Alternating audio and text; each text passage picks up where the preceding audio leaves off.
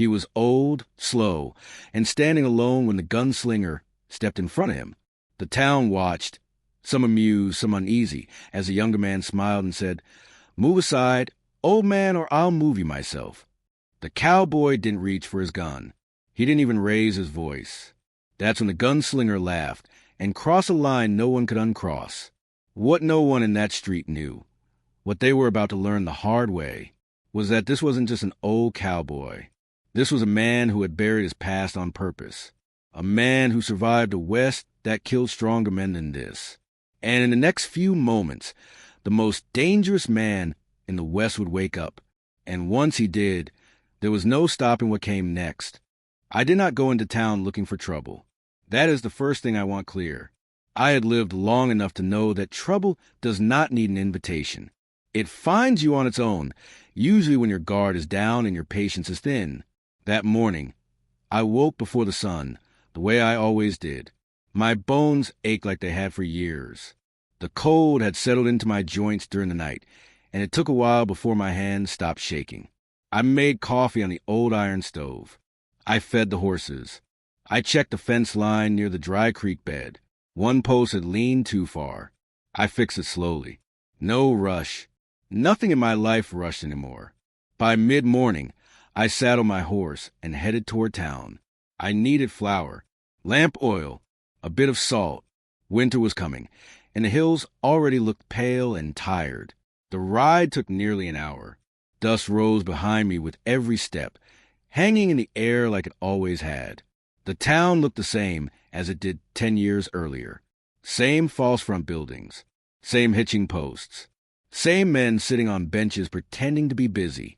I tied my horse and walked toward the supply store. That is when the noise stopped. It was not sudden. It was gradual.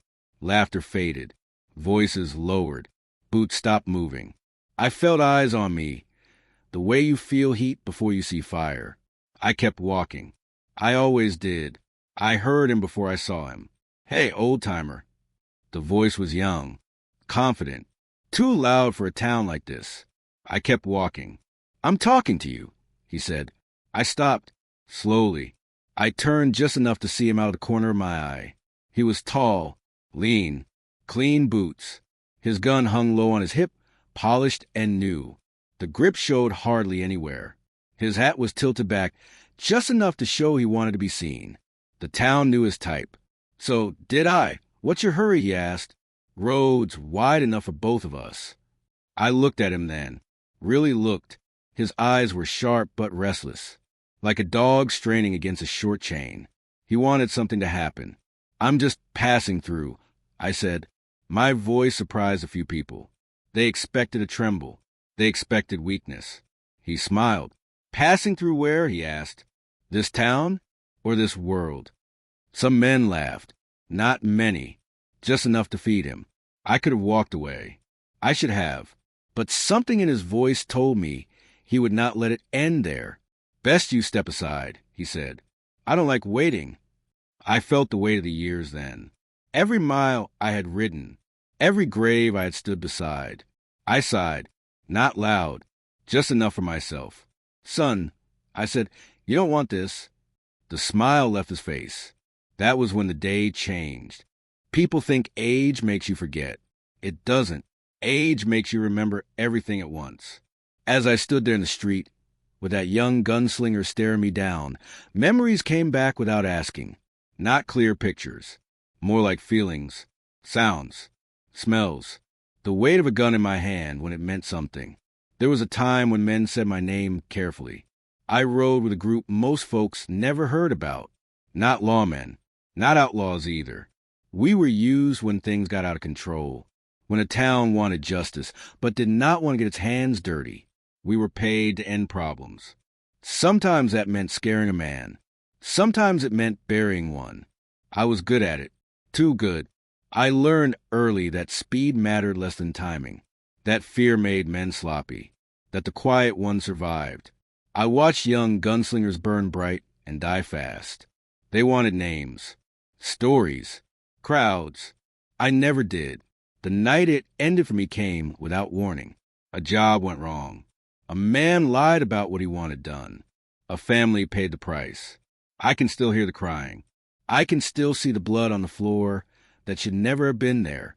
I walked away after that, buried my gun, changed my name, took land no one wanted, and worked it until my hands looked like old leather. I told myself I was done. But standing there in the street, I felt it stir.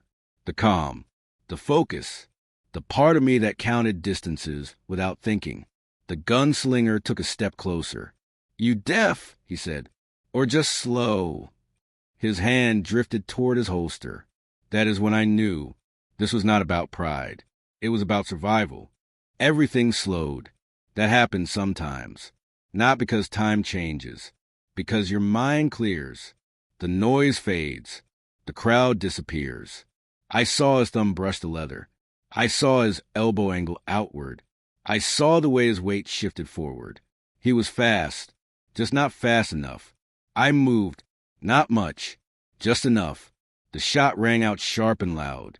It echoed off the buildings and rolled down the street. People shouted.